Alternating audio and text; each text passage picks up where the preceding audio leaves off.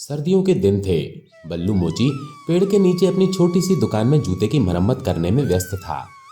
उसकी दुकान बिना छत और दीवारों के एक पेड़ के नीचे गांव के बीचों बीच एक मैदान में थी और उसकी दुकान में एकमात्र संपत्ति उसका एक संदूक था। जिस समय बल्लू अपना सारा काम निपटा लेता तो अपनी सारी चीजें उस संदूक में बंद करके रख जाता। ऐसे ही दुकान बंद हो जाती थी। एक दिन दोपहर का समय था और सूरज सर पर चमक रहा था, परंतु बल्लू फिर भी सर्दी महसूस कर रहा था। उसके हाथ पांव सर्दी से ठंडे हो रहे थे। वो अपने गांव में अकेला मोची था। गांव के सभी लोग अपने फटे पुराने जूतों की मरम्मत उसी से करवाते थे, इसीलिए उसे खाली बैठने की जरा भी फुर्सत नहीं मिलती थी और वो सुबह से शाम तक अपने काम में ही लगा रहता था। बल्लू था तो बहुत ही गरीब आदमी, मगर लालच उसमें नामात्र भी नहीं था। उसे मालूम था कि गांव के लोगों की आमदनी ज्यादा नहीं होती और बड़ी ही मुश्किल से वे अपनी गुजर बसर करते हैं। बल्लू गांव के ज्यादातर लोगों की तरह ही अनपढ़ था, परंतु उसे गांव वालों की गरीबी का एहसास था, इसीलिए वो उनसे जूतों की मरम्मत के ज्यादा पैसे नहीं लेता था। ऐसा भी नहीं था कि उसको जूतों की मरम्मत के बदले में रकम नहीं मिलती हो। गांव के लोग उसे काम के बदले में सब्जी, अंडे, चावल आदि भी दे जाते थे। एक बार उसने गांव के एक जमींदार के बच्चों के लिए नए जूते बनाए थे, तो जमींदार ने उसे बदले में एक बकरी दे दी थी। बकरी की वजह से ही बल्लू और उसके घर वालों को दूध की आसानी हो गई थी। वो अपनी बीवी और 2 बेटियों के साथ गांव में रहता था। घर चलाने के लिए बल्लू को बड़ी ही सख्त मेहनत करनी पड़ती थी। उसकी बीवी भी बहुत ही मेहनती और नेक औरत थी। वो घर तो संभालती ही थी, साथ ही साथ गांव में जमींदार के खेतों में भी काम करती थी, जिससे उसे कुछ पैसे मिल जाया करते थे। दोनों की इस कड़ी मेहनत के कारण ही बल्लू के घर की गाड़ी चल रही थी। उनकी दोनों बेटियां छोटी थी और गांव की ही पाठशाला में पढ़ती थी। दोनों पति पत्नी उन्हें किसी काम में हाथ नहीं लगाने देते थे। बल्लू उनसे कहता कि तुम बस पढ़ाई लिखाई करो, लेकिन फिर भी वो दोनों घर के छोटे मोटे काम कर दिया करती थी, जिसकी वजह से बल्लू की पत्नी को बड़ी आसानी हो जाती थी। बल्लू के घर की काफी लंबे समय से मरम्मत नहीं हुई थी। उसके घर में 2 कमरे थे और उनकी छतें बहुत ही कमजोर हो चुकी थी। जब बारिश होती थी तो पानी कमरों में टपकने लगता था। बल्लू ये सब सोचकर परेशान हो जाता कि अगर सर्दियों में बारिश शुरू हो गई तो क्या होगा। उसने पैसे जमा करने शुरू कर दिए थे ताकि बारिश होने से पहले वो घर की छतों की मरम्मत करवा सके, मगर अभी उसके पास बहुत ही थोड़े पैसे जमा हुए थे। इसलिए तो वो सूरज डूबने तक काम में लगा रहता था ताकि कुछ अच्छे पैसे कमा सके और घर की छत की मरम्मत करवा सके। आज दोपहर को जब वो काम कर रहा था तो थोड़ी सी ही देर गुजरी थी कि उसकी पत्नी उसका खाना लेकर आ गई। वो अपने साथ एक छोटी सी अंगीठी भी लाई थी, जिसमें कोयले से आग भी जल रही थी।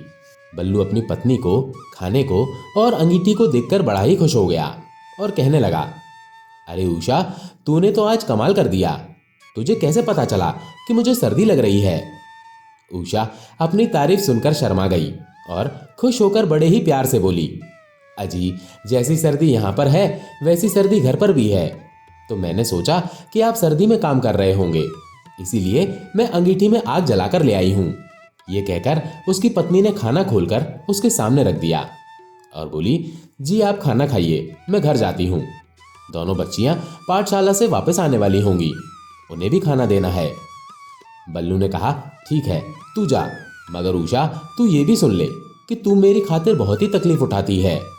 मुझे इस बात का बड़ा ही दुख है कि मैं तुझे कोई सुख नहीं दे सका।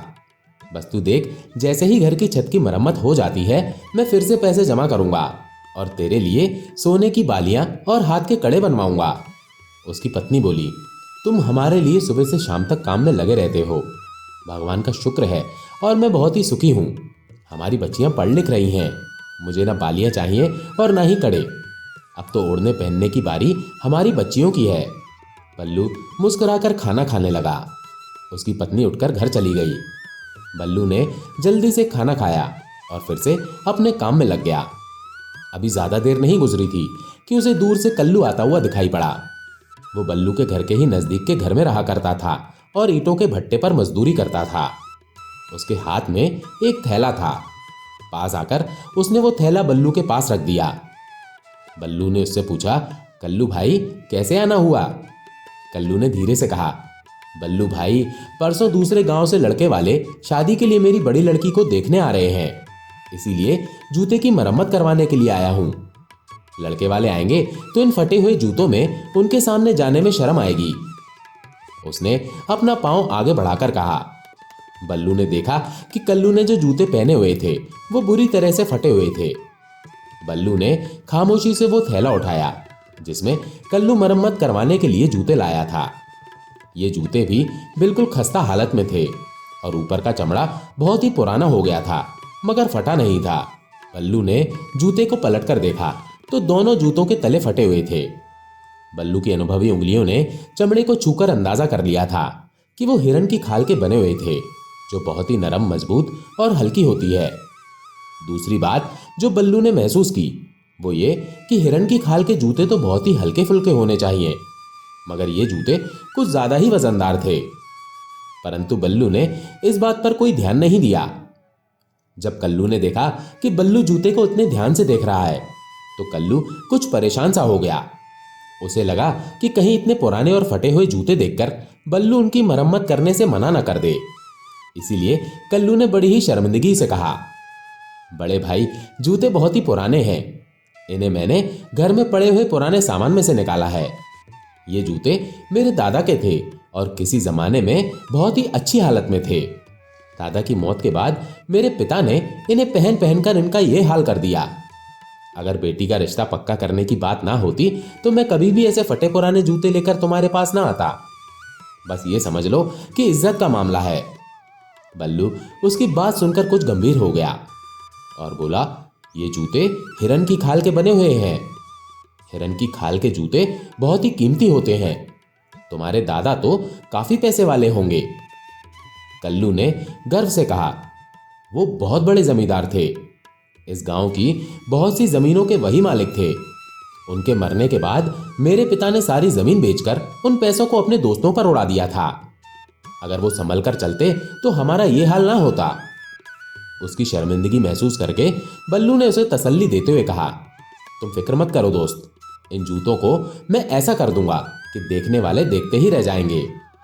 उसकी बात सुनकर कल्लू ने नजरें झुकाकर कहा, बल्लू भाई एक बात और है, इन जूतों की मरम्मत के पैसे मैं बाद में दूंगा।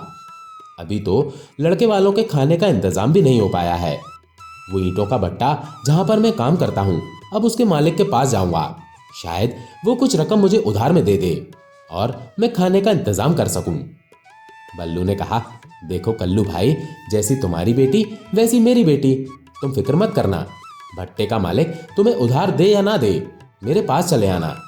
मेरे पास कुछ पैसे रखे हुए हैं। बारिश में छतें टपकने लगती हैं, उनकी मरम्मत के लिए ये पैसे मैंने जमा किए थे। मरम्मत तो बाद में भी हो जाएगी, उन पैसों को तुम अपना ही समझो। बस आराम से लड़के वालों की दावत का इंतजाम करना। बल्लू की हमदर्दी भरी बातें सुनकर कल्लू का दिल भर आया और उसकी आंखें नम हो गईं। वो उसे दुआएं देता हुआ दुकान से चला गया।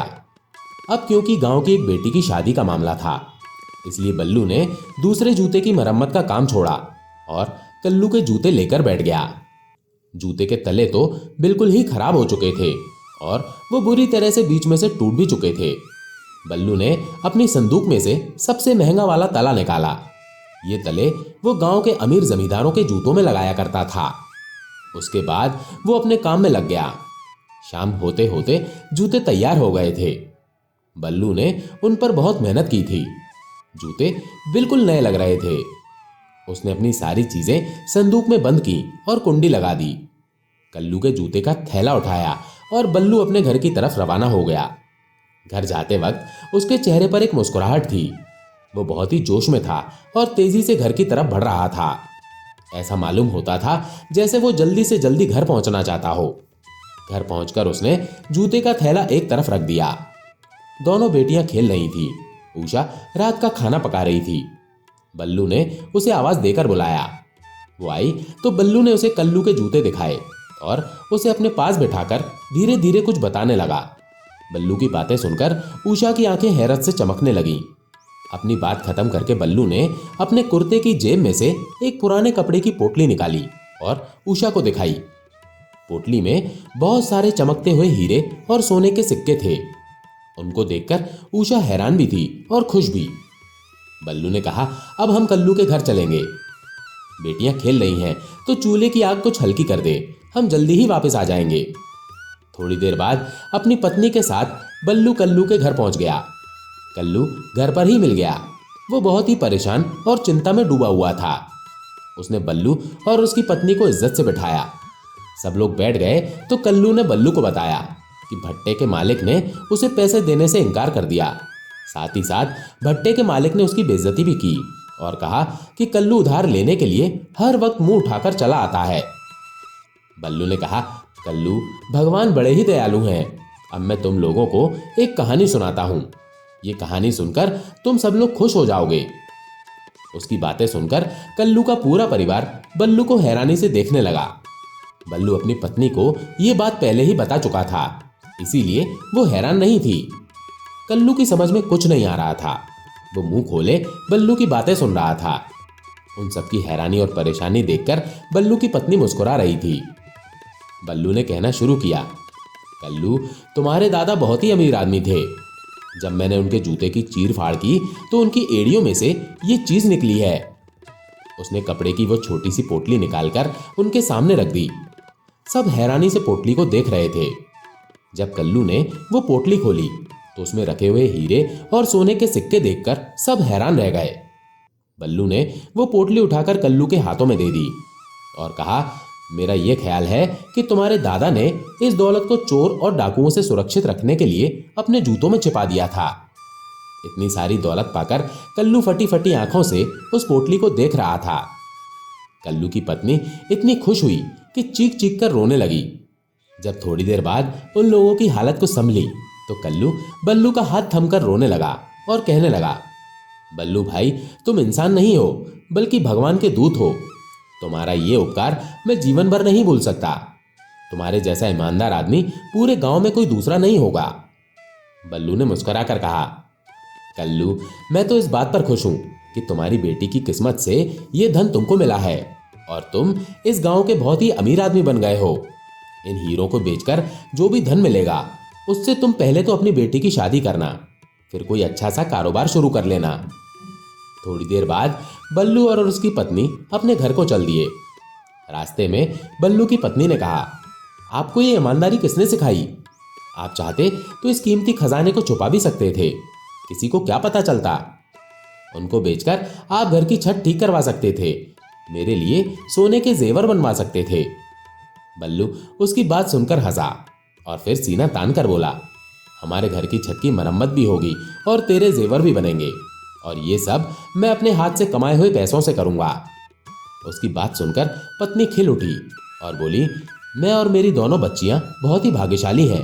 मुझे इतना अच्छा पति मिला और बच्चियों को इतना अच्छा पिता मिला है।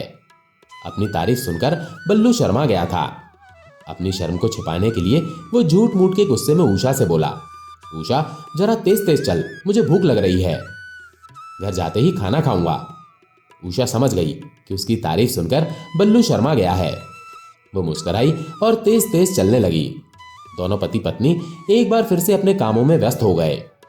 कुछ समय के बाद बल्लू ने धन इकट्ठा किया और अपने घर की छत की मरम्मत भी करवा ली और अपनी पत्नी के लिए जेवर भी बनवा लिए। दोस्तों, आपको ये कहानी कैसी लगी कमेंट करके जरूर बताएं। अगर अच्छी लगी हो तो वीडियो को लाइक करके चैनल को सब्सक्राइब जरूर कर लें। धन्यवाद।